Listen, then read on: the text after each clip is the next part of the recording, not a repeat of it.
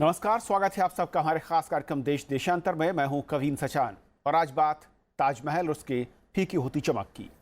ताजमहल सफेद चमक अब उसकी फीकी पड़ने लगी है। उसके संगमरमर का सफेद रंग अब बदलने लगा है। हालिया तस्वीरें बताती हैं कि अब ताज में लगे संगमरमर का रंग हरा और भूरा होता जा रहा है और इसका कारण ताज का ठीक से संरक्षण न किया जाना बताया जाता है। ताज के संरक्षण की जिम्मेदारी भारतीय पुरातत्व सर्वेक्षण विभाग यानी ASI के पास है। सुप्रीम कोर्ट में एक याचिका की सुनवाई के दौरान केंद्र सरकार से कहा कि अगर ASI का यही रवैया है तो ये सोचना पड़ेगा कि ताजमहल के संरक्षण का काम ASI के पास रहने दिया जाए या फिर इससे उसे अलग कर दिया जाए।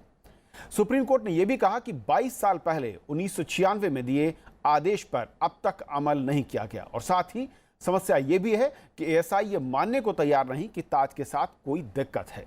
अगर ASI ने जिम्मेदारी से अपना काम किया होता तो आज ताज का रंग भूरा या फिर पीला या हरा नहीं पड़ता। आज समझेंगे अपने कार्यक्रम के जरिए कि आखिर ताजमहल की चमक फीकी क्यों पड़ती जा रही है और इसकी चमक को वापस लाने के लिए क्या कुछ प्रयास किए गए हैं और वो कारगर क्यों नहीं हुए, और अब आगे का रास्ता क्या है इसकी चमक को वापस लाने के लिए। हमारे साथ 4 बेहद खास मेहमान हैं। प्रोफेसर CK वार्ष्णेय हैं, पूर्व डीन है पर्यावरण विभाग JNU में। आपका स्वागत है। जानवी शर्मा साहब हैं, संयुक्त महानिदेशक हैं, आप SI से हैं, बहुत बहुत स्वागत आपका। SC मेहता साहब हैं, वकील हैं सुप्रीम कोर्ट में और आप इस पूरे मामले पर MC मेहता आप याचिकाकर्ता हैं और इस पूरे मामले को आप देख रहे हैं। नवीन पिपलानी हैं, principal director INTACH heritage academy से, आपका भी स्वागत है। शुरुआत मैं करना चाहूँगा शर्मा साहब आपसे, असल में क्यों ताजमहल की चमक फीकी होती जा रही है? हरापन है, भूरापन है या फिर उस पॉल्यूशन की मार, जो भी है, आप लोगों की फाइंडिंग क्या कहती है? पहले तो धन्यवाद, आपने मुझे यहाँ बुलाया और अपना पक्ष रखने का मौका दिया। आपका आधा मिनट लूँगा ये बताने के लिए कि भारतीय पुरातत्व सर्वेक्षण यानी कि ASI इस वक्त देश भर में 3687 ऐतिहासिक स्मारकों का संरक्षण का कार्य कर रहा है। उसमें हमारे 22 जो हैं विश्व धरोहर के हमारे स्मारक हैं। भारत में 36 हैं, जिसमें से कि ASI के पास ही जो हैं वो 22 हैं, जो सबसे ज़्यादा संख्या है वो हमारे पास है। ताजमहल निसंदेह एक विश्वदाय स्मारक है और अगर आप उसके थोड़ा डिटेल में जाएं तो ये क्राइटेरिया 1 के तहत जो है इसको एक विश्व स्मारक घोषित किया गया है। यानी कि ये अगर उनकी भाषा में अगर मैं बोलूँ तो ये एक outstanding example of human creative genius के तौर पे इसको किया गया है। पिछले 100 साल से अधिक भारत ASI जो है इसके संरक्षण का काम कर रहा है।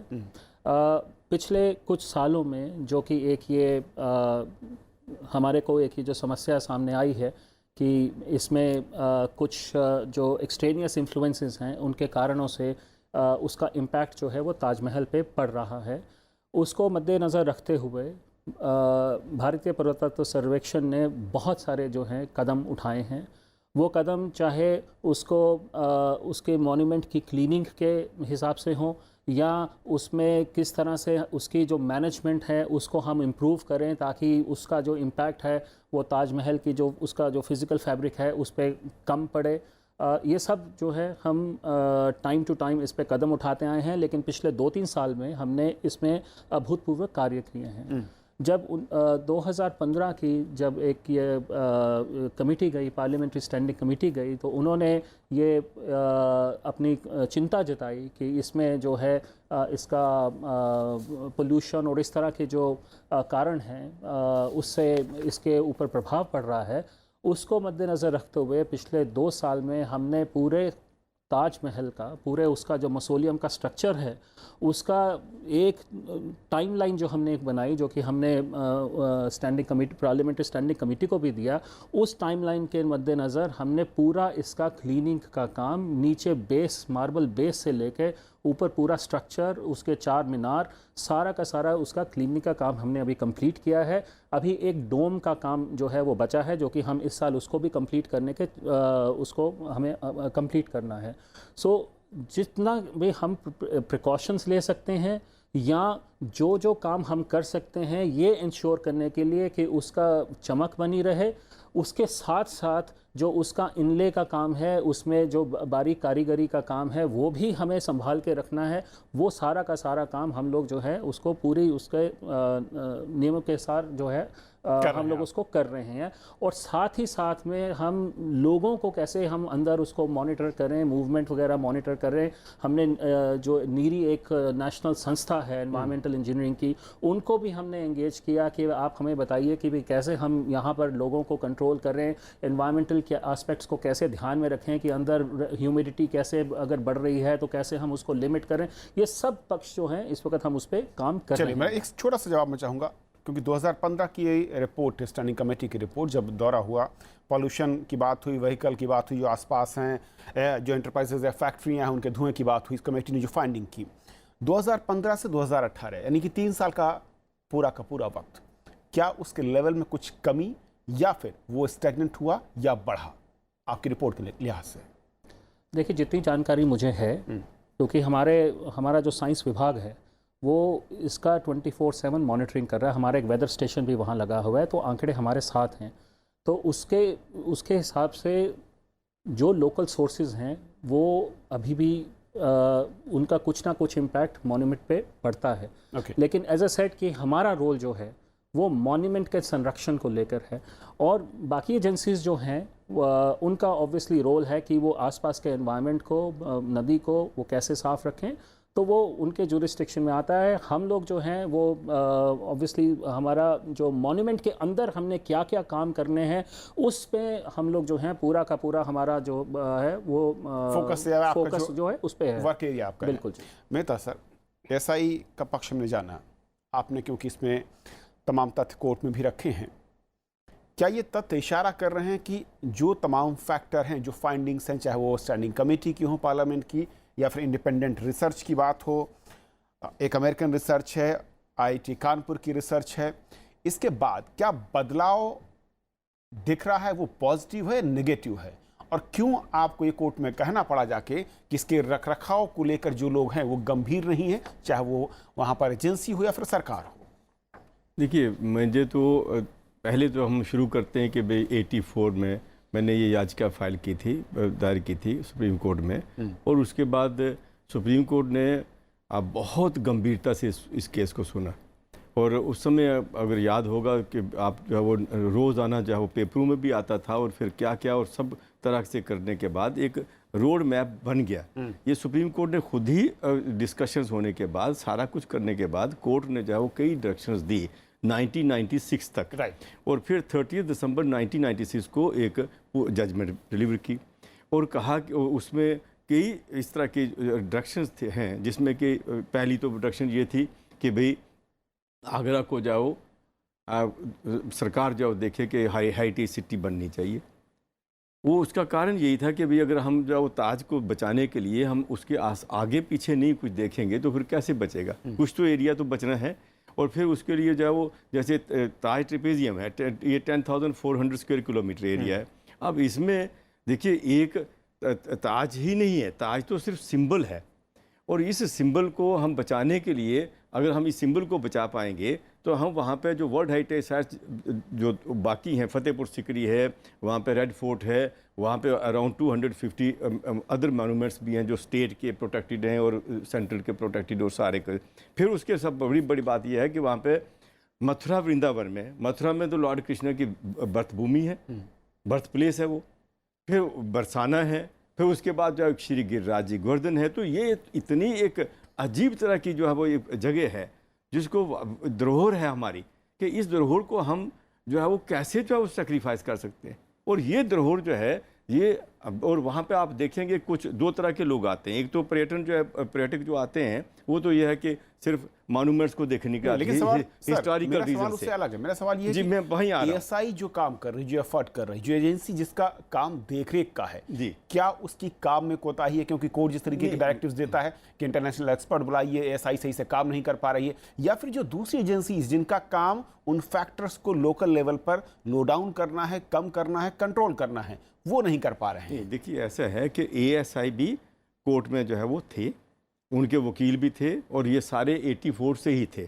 बाकी भी सब एजेंसीज के वकील वहाँ थे और सारे, और ये सब लोग प्रेजेंट भी रहते थे, अधिकारी भी प्रेजेंट रहते थे कोर्ट में।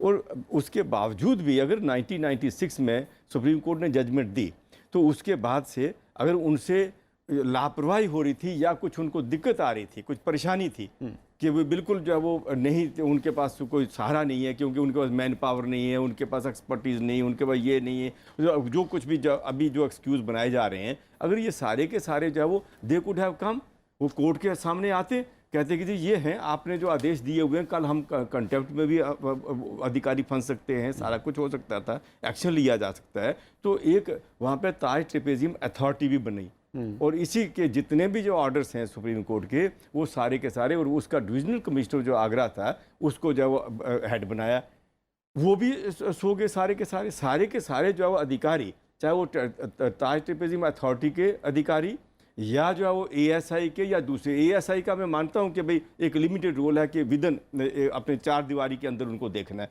लेकिन अगर 4 दीवारी के बाहर आग लगी हुई हो तो फिर तो उनको तो बताना ही होगा। यानी आप करें कि जिन लोगों पर जिम्मेदारी दी गई और कोर्ट ने जो डायरेक्टिव्स दिए थे 96 में जी, उनको इम्प्लीमेंट नहीं किया गया और जिन्हें इम्प्लीमेंट करना था उनकी ओर से नेग्लिजेंस है। वाशने सर, अब सवाल ये उठता है कि जिस तरीके के डायरेक्टिव्स थे उनको लागू करने की जिम्मेदारी ASI क्या उसके दायरे के बाहर है, लोकल एजेंसियां क्या उसके दायरे से बाहर हैं? चूक हो कहां पर रही है? क्यों लगातार तमाम दिशा निर्देश प्रयासों के बावजूद वो चीज़ नहीं रोक पा रही और लगातार उसकी चमक फीकी पड़ रही है? देखिए, जहाँ तक ताज के रखरखाव का सवाल है, इसमें कई घटक हैं। तो आज हमें ये देखना पड़ेगा कि क्या उनके अंदर बढ़ोतरी हुई है, क्या नए घटक उसमें जुड़े हैं। सबसे पहले तो हमें ये समझना होगा कि जो अभी तक हमारी एम्फेसिस रही है वो एयर पोल्यूशन जो कि फैक्ट्री से होता है, कोयला जलाने से होता है या कारों के धुएं से होता है, उसके ऊपर रही है। लेकिन इसके अलावा अब और कई सारे फैक्टर आ गए हैं, क्योंकि कार्बन डाइऑक्साइड जो है पानी में मिलकर के एक हल्का अम्ल बनाता है, उसी तरीके से नाइट्रस ऑक्साइड और NO2 भी मिलकर के एक अम्ल बनाते हैं। तो ये जो अम्ल हैं, और वहाँ पे है सारा का सारा कैल्शियम कार्बोनेट, तो ये ज़ीरो टॉलरेंस है उसको अम्ल के लिए। तो इस सब की वजह से क्या होता है कि जो वो कार्बोनेट हैं और जो चूना है जिससे कि वो बना हुआ है, उसके अंदर कमी आ जाती है, उसकी इचिंग हो जाती है और केमिकल वेदरिंग हो जाती है, जिसकी वजह से हल्की हल्की क्रेविसेस डेवलप हो जाती हैं, पानी उसमें सीप करने लगता है। और जो आपने बताया कहीं पे वो हरा हो गया है, तो वो हरा इसलिए हो गया कि वहाँ पे एल्गी ग्रो कर गई है। और जहाँ भी एल्गी ग्रो करती है, आप जानते हैं छत के ऊपर जहाँ पानी ज़्यादा ज़ोर से पड़ता है तो धीरे धीरे हरे रंग की एल्गी ग्रो कर जाती है। तो इस सब को पहले तो रुका हुआ था क्योंकि कभी उसको केमिकल वेदरिंग हो नहीं रही थी। अब क्या होता है, माइक्रो लेवल पे चारों तरफ जहाँ पत्थर जुड़े हुए हैं वहाँ पे बड़ी तेज़ी से केमिकल वेदरिंग हो रही है। और जो दूसरा सबसे बड़ा सवाल ये है कि PM 2.5 इतना अधिक है, जिसकी वजह से जब हवा चलती है तो वो एब्रेसिव की तरह काम करता है, जिसकी वजह से जो पॉलिश है उसके अंदर बहुत कमी आ जाती है और कोई भी आप इंतज़ाम कर लीजिए उस पॉलिश को दोबारा आप रेस्टोर नहीं कर सकते हैं। तो एयर क्वालिटी के कई ऐसे प्रकरण हैं जिसकी वजह से ताज के ऊपर चारों तरफ से हमला हो रहा है। और जहाँ तक देखिए, मैं आपको बहुत साफ शब्दों में बताना चाहता हूँ कि अगर हमें ताज को बचाना है तो जो ताज के परिसर के अंदर की समस्याएं हैं वो एक अलग किस्म की समस्या है जिसको ASI जूझ रहा है और जो कोई भरसक प्रयत्न हो सकता है वो कर रहे हैं। लेकिन ताज के बाहर की, so they are ex-situ problems which are affecting Taj far more severely, जिसके बारे में ASI के पास में न तो कोई अथॉरिटी है और न कुछ उनको करने के लिए मौजूद है, क्योंकि वो उनके परिसर के बाहर से हो रहा है। तो यहाँ पर एक कोऑर्डिनेशन की और एक समन्वय की बहुत कमी है। अगर हमको पूरी तरीके से, जिसको हम कहते हैं होलिस्टिक पर्सपेक्टिव लेना पड़ेगा, ताकि रिवर के अंदर अगर पानी कम है और उसकी क्वालिटी ख़राब है तो वहाँ पर स्टेगनेंट वाटर हो जाता है, वहाँ मच्छर पैदा होते हैं और उसकी वजह से वहाँ पर जो जहरीली गैसें हैं जैसे H2S वगैरह है वो निकलती है, जो कि अल्टीमेटली एसिड बनाती है। तो अगर आप एसिड और कार्बोनेट को साथ रखेंगे तो कोई ऐसा सिस्टम नहीं है कि आप उसको बचा पाएंगे। लेकिन तो सर सबसे पहले ज़रूरी ये है कि वहाँ पर एयर पोल्यूशन के जो मानक हैं उनको हमें एकदम बदलना होगा। ये जो नेशनल स्टैंडर्ड्स हैं और एयर पोल्यूशन के, वो ताजमहल के आसपास उनको हमें फिर से देखना पड़ेगा। और अगर हमको इसको देखना है तो एक होलिस्टिक व्यू लेना पड़ेगा, जिसमें इकोलॉजिस्ट की बहुत ज़रूरत है। देखिए, जहाँ तक हरे रंग का सवाल है, वो एल्गी ग्रो कर रही है। एक तरह तरह के एल्गी साइट्स मौजूद हैं जिनको लगा करके हम एल्गी को साफ कर सकते नहीं, हैं। लेकिन जो बात आप सबसे अहम बात है कि 96 में अगर कोई एक फैसला या सुप्रीम कोर्ट के डायरेक्टिव्स आते हैं और कोऑर्डिनेशन एक इतना बड़ा मसला है, तो क्या शर्मा जी कोऑर्डिनेशन को लेकर अब तक हम एक रोड मैप तैयार नहीं कर पाए? एक वहां पर एक पूरी की पूरी संस्था, एक संगठन बनाया गया जिसका काम ही है कि उसकी अंदरूनी या बाहरी हिफाजत है, उसको उस हमले से बचाने का काम। उस संगठन को अलर्ट करने या उस संगठन के कोऑर्डिनेशन में 96 से 2018 में आज हम बात कर रहे हैं, इतना वक्त लग रहा है, तो फिर कैसे बचाएंगे? देखिए, मैं आपकी बात से सहमत हूँ। जैसे अभी आपने कहा कि हमारा दायरा सीमित है। एज़ पर द एक्ट हमें मॉन्यूमेंट के संरक्षण पे काम करना है, लेकिन हाँ, अगर उसके बफर में, उसके आसपास के क्षेत्र में अगर कुछ ऐसे इश्यूज़ पैदा होते हैं तो हाँ, हम उसमें भी अपना जो ध्यान है उस पर लगाते हैं। लेकिन क्योंकि वो हमारे दायरे में नहीं रहता, तो हमारा रोल ये रहता है कि जो उसके संबंधित जो उसके संगठन हो या गवर्नमेंट डिपार्टमेंट हो, हम उनके साथ जो है एक कोऑर्डिनेटेड तरीके से काम करने की पूरी कोशिश करते हैं। TTZ का जो एक वो पूरा स्ट्रक्चर अगर आप देखेंगे, उसमें ASI भी उसका एक हिस्सा है। बिल्कुल। टाइम टू टाइम जब भी इसकी मीटिंग्स होती हैं और उसमें जो भी डायरेक्शंस दी जाती हैं, उसमें ASI अपना पक्ष जो है वो हमेशा उसमें रखता है।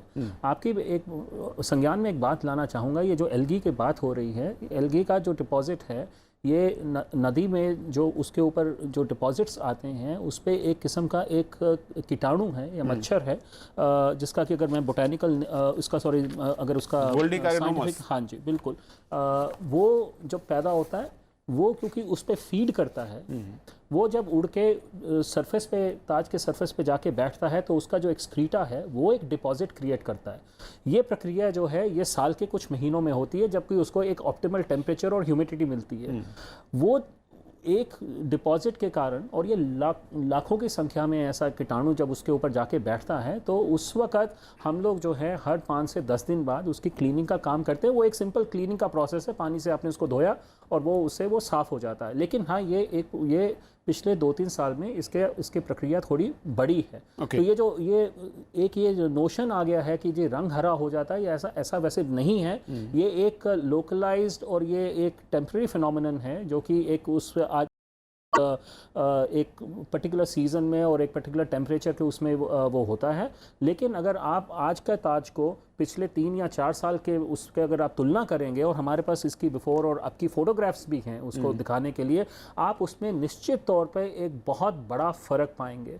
पहले जैसा दिखता था और आज दिखता है, उसकी चमक आज जो है हम इसको वो कर पाए हैं। और सर का मैं अगर जवाब देना चाहूँ कि जैसे उसमें, क्योंकि पुराना स्ट्रक्चर है, 400 साल पुराना स्ट्रक्चर है, तो अगर उसमें कैविटीज़ या ये सब बनती हैं, तो ये टाइम टू टाइम हमारा जो संरक्षण की टीम जो वहाँ पर है उस पर काम करती है, वो उस पर काम करती है। उसकी पॉइंटिंग, उसके सारे जॉइंट्स को सील करना, ये सारा काम टाइम टू टाइम करते हैं। मैं इसकी लार्जर पिक्चर, बड़ी तस्वीर पर आना चाह रहा था कि जो इस वक्त जो छोटे छोटे कारण हैं, आपने कहा एल्गी का कारण है या दूसरे डस्ट के कारण हैं, लेकिन बड़े तौर पर देखें तो नवीन जी, दुनिया में ऐसे कई सारे मॉन्यूमेंट हैं और उन तमाम देशों में एक अपनी तरह की टेक्नोलॉजी है और उसका एक रोड मैप है कि कैसे हमें उसे सेव रखना है और कैसे उस हेरिटेज मॉन्यूमेंट को बचा कर रखना है। हम लैग कहाँ पर कर रहे हैं? क्या है वो जो हम ताज के मसले पर फॉलो नहीं कर रहे हैं? काफ़ी सारे रीजंस तो ऑलरेडी हम लोगों ने बात की, लेकिन मेरे ख्याल से अगर हम दुनिया में देखें ऐसे एग्जांपल्स, तो ताज अपने आप में एक अनूठा एग्जाम्पल है। इसकी तुलना किसी और स्ट्रक्चर से नहीं की जा सकती। इसी वजह से मुझे ऐसा लगता है कि आर्कियोलॉजिकल सर्वे ऑफ इंडिया, क्योंकि ये कस्टोडियन है हमारी उस धरोहर का, और यूनेस्को में भी स्टेट पार्टी बोले तो वो आर्कियोलॉजिकल सर्वे ऑफ इंडिया के ही रिपोर्ट्स को और कथन को मानेगा, तो उनको प्रोएक्टिवली ये स्टेप्स उठाने पड़ेंगे। उसके ऊपर रिसर्च, उसके ऊपर टेक्नोलॉजी जो भी बेहतर हो सके वो लानी पड़ेगी। अगर हमें पता है कि कुछ टाइम में, साल के कुछ समय में ऐसी फिनोमिना होता है, तो हमें उसके लिए पहले से ही प्रिपेयर्ड रहना चाहिए, ताकि लोगों को, एक्सपर्ट्स को, विजिटर्स को ये कहने का मौका ही ना मिले कि ताज की सिचुएशन ख़राब है। और आई थिंक यहीं पर जो बाहर की दुनिया है, इंटरनेशनल वर्ल्ड, रिस्क प्रिपेयर्डनेस की बहुत वहाँ पे ध्यान रखा जाता है कि वो पहले से ही प्रीएम्प्ट कर लेते हैं कि अगले 6 महीने में, 1 साल में, 2 साल में, 5 साल में किस किस्म की प्रॉब्लम्स हमारे हेरिटेज स्ट्रक्चर्स पर या किसी और इंफ्रास्ट्रक्चर प्रोजेक्ट्स पे आ सकती हैं, उसके लिए हम कैसे प्रिपेयर हो सकें, क्या टेक्नोलॉजी बेहतर से बेहतर लेके आ सकें और कैसे उस सिचुएशन को एलिमिनेट किया जा सके बजाय कि करेक्टिव मेजर्स लिए जाएं। बिकॉज ताज हमारे लिए एक ऐसा मॉन्यूमेंट है जिसमें हम किसी भी तरह की कहना चाहिए मिस्टेक या रिलैक्सेशन नहीं एक्सेप्ट कर सकते। It should be a zero tolerance monument as far as conservation, management, archaeology, visitor experience, जो कुछ भी आप कहना चाहें उसके लिए हमें प्रिपेयर्ड रहना चाहिए। ओके शर्मा जी, तो क्या मैं ये कहूँ अगर कि जिस तरीके से मॉन्यूमेंट है और जिस तरीके का इसकी एक आधार है दुनिया में, मैं कहूँ कि एक चमक है, क्या एएसआई के पास वो पूरे अधिकार नहीं हैं आपको लगता है, जिसके चलते आपको वो तमाम योजनाओं को इम्प्लीमेंट करने या भविष्य के लिहाज से उसकी चमक को बरकरार रखने के लिए कदम उठाने में दिक्कत होती है, या फिर महज आप जहाँ तक सीमित हैं उसके ज़रिए ही इस काम को किया जा सकता है? देखिए, जहाँ तक ताज के संरक्षण और उसके मैनेजमेंट का प्रश्न आता है, मैं बहुत कॉन्फिडेंस के साथ ये बात कह सकता हूँ कि उसमें हम लोग जो हैं, हमारा निरंतर प्रयास जारी है। और आप जाके देखिए, आपको मॉन्यूमेंट में एक बड़ा अच्छा एक सुखद एक्सपीरियंस, एक पॉजिटिव एक्सपीरियंस ही उसमें मिलेगा। हम ये मानते हैं हमारे लिए संरक्षण या कंजर्वेशन जो है ये एक लगातार निरंतर प्रोसेस है। हम आज नहीं कह सकते कि ये आज हमने काम ख़त्म कर दिया और अब हम 10 साल या 15 साल या 20 साल अब कुछ नहीं करेंगे। हमारा हर साल हमारा एक कुछ ना कुछ जो हम उसके ऊपर काम, चाहे उसमें प्रीएम्प्टिव मेजर्स लेने हों, चाहे उसकी क्लीनिंग का काम हो, चाहे उसके मैनेजमेंट का इश्यूज़ हों, ये हमारा एक लगातार प्रयास जारी है। और ये सिर्फ मिसोलियम तक ही सीमित नहीं है, ये उसके आसपास के एनवायरनमेंट को लेके भी या उसके आसपास के स्ट्रक्चर्स हैं, चाहे वो मॉन्यूमेंट्स हों या और भी गार्डन्स हैं, वो सारा का सारा हमारे लिए एक होलिस्टिक जो है वो एक्सपीरियंस है। इसके अलावा जैसे मैंने अभी आपको थोड़ी देर पहले बोला कि जो इसका बफ़र है, चाहे वो सुप्रीम कोर्ट द्वारा निर्धारित 500 मीटर का बफ़र हो या वर्ल्ड हेरिटेज सेंटर में जैसे हमने उसका एक बफ़र का एक परिधि जो है वो तय की है, वो भी 500 मीटर के वो है, उसके अंदर भी जो भी इश्यूज़ अगर टाइम टू टाइम आते हैं तो वो हम लोग जो है स्टेट गवर्नमेंट के साथ या डिस्ट्रिक्ट एडमिनिस्ट्रेशन या आगरा डेवलपमेंट अथॉरिटी के साथ जो भी कंसर्न उसके एजेंसीज होते हैं उनके साथ मिल के ही काम करते हैं। यहीं से मेरा सवाल है, इसीलिए मेरा सवाल है सर, 1996 22 साल का वक्त जब हमने पहचान लिया कि दिक्कत कहां पर है या क्या वो फैक्टर हैं जो कि ताज की चमक को कमज़ोर कर रहे हैं, अगर एक संस्था पूरी तरीके से जिसके हवाले किया जाता, अगर एएसआई क्योंकि आप देखरेख करते हैं, तमाम एजेंसियां जो कि वहां पर सहायक की भूमिका में हो सकती थी, जो आपके ऑर्डर्स को फॉलो करती, तो क्या बेहतर होता कि आप उसको ज़्यादा सही तरीके से देख पाते? आप अगर क्योंकि हवा की कोई सीमा नहीं है, उस बफर जोन को वो नहीं पहचानती है, डस्ट पार्टिकल्स पीएमओ की बात करें वो नहीं पहचानते हैं, वो अगर एक सिंगल विंडो सिस्टम होता तो ज़्यादा बेहतर होता अगर हम कंट्रोलिंग की बात करें। मुझे लगता है कि आपका कह प्रश्न बड़ा अच्छा प्रश्न है। मुझे लगता है कि जो ये TTZ बना, इसका शायद यही एक मूल ऑब्जेक्टिव था कि वो एक कोऑर्डिनेटिंग एक मैकेनिज्म था जिसमें कि सभी एजेंसीज़ के जो इश्यूज़ हैं वो इश्यूज़ को वो एक कोऑर्डिनेटेड तरीके से उसको रिजॉल्व करता है, और आई एम श्योर वो कर भी रहा है। लेकिन ऐसा है कि इश्यूज़ का मैग्नीट्यूड जिस तरह से हम देख रहे हैं वो इस तरह से है कि ये एक निरंतर प्रयास है। हम 1996 से आज 2018 में बहुत आगे तक आए हैं, काफ़ी काम भी हुए हैं। हाँ, ये भी मानने की बात है कि और भी काम करने की ज़रूरत है। तो ये एक निरंतर प्रयास चल रहा है हमारा, और उसमें एज ASI जैसे मैं आपको बार बार कह रहा हूँ कि हमारा रोल मॉन्यूमेंट तक लिमिटेड है, लेकिन उसके साथ के इश्यूज़ को हम ऑब्वियसली जो है रेलिवेंट अथॉरिटीज़ के साथ भी जो है हम लोग लेते आए और ले रहे हैं।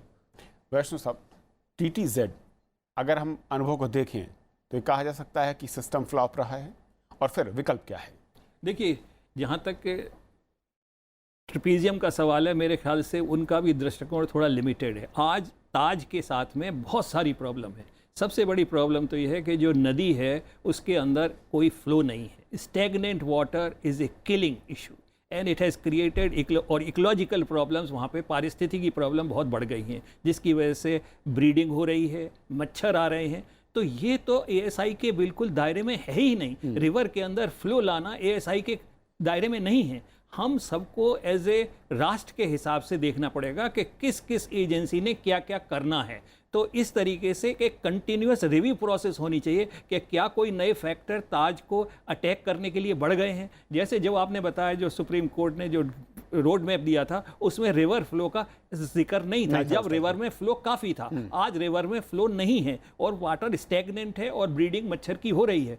तो सिर्फ सफा करने से ताज को नहीं मेंटेन किया जा सकता। हमें उन सब चीज़ों के बारे में देखना है जिसकी वजह से कि मच्छर होते हैं और उनकी मात्रा बढ़ रही है और उनकी पॉपुलेशन बढ़ रही है, और ये आगे अगर और बढ़ती गई तो आप साफ़ करते चले जाएंगे और प्रॉब्लम वहीं की वहीं रहेगी। जितना आप साफ़ करेंगे, जितना आप मार्बल को छेड़ेंगे, उसके अंदर और तरह तरह की छोटी मोटी कमियां आने लगेंगी और उससे फिर पार पाना बहुत मुश्किल होगा। कि टेम्परेरी इलाज की तरफ हम बढ़ते जा रहे हैं। टेम्परेरी इलाज तो बहुत हो रहा है, लेकिन परमानेंट इलाज के बारे में हमको और सोचना पड़ेगा। इसके बारे में हमें गहरी तरीके से सोचना पड़ेगा। कई सारी एजेंसियों को साथ में आना पड़ेगा, जिसमें कि रिवर और रिवर के अंदर फ्लो और उसके अंदर साफ पानी। अब मैं आपको एक छोटा सा एग्जांपल देता हूँ। जिस पानी से सिंचाई होती है ताज गार्डन में, उसकी क्वालिटी भी अब बहुत घटिया होने लगी है।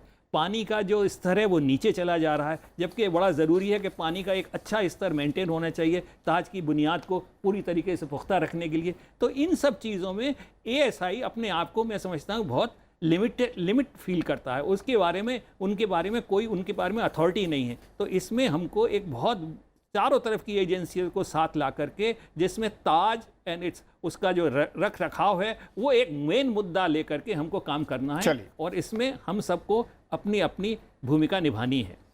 बहुत अहम है कि जिस तरीके से ताजमहल की साख, या फिर मैं कहूँ कि चमक, और साख के साथ देश की साख जुड़ी हुई है, उसको अगर हमें बचाए रखना है तो तेजी के साथ कदम उठाने होंगे। ऐसे कदम जो कि एक आमूलचूल परिवर्तन की बात या इशारा करते दिखते हों। 1996 के बाद 2018 तक हम उन दिशा निर्देशों को अमल में नहीं ला सके जो सुप्रीम कोर्ट ने जारी किए थे। TTDZ बना, लेकिन वो भी अब तक पूरी तरीके से फ्लॉप नजर आता है। बहुत बहुत शुक्रिया आप चारों मेहमानों का इस बेहद अहम चर्चा में आने के लिए, और ये बताने के कि ताजमहल के इस जो रंगत है उसकी फीकी पड़ने के पीछे के कारण क्या है और वापस रंगत लाने के लिए क्या कदम हो सकते हैं। फिलहाल आज इतना ही, लेकिन आप हमारे कार्यक्रम को YouTube पर भी देख सकते हैं। आप youtube.com/rajyasabha.tv/देशी-देशांतर लॉगिन कर सकते हैं और अपना फीडबैक, अपने सुझाव देने के लिए आप हमारे मेल ID देश-देशांतर.rstv@gmail.com पर भी भेज सकते हैं। फिलहाल आज इतना ही, नमस्कार।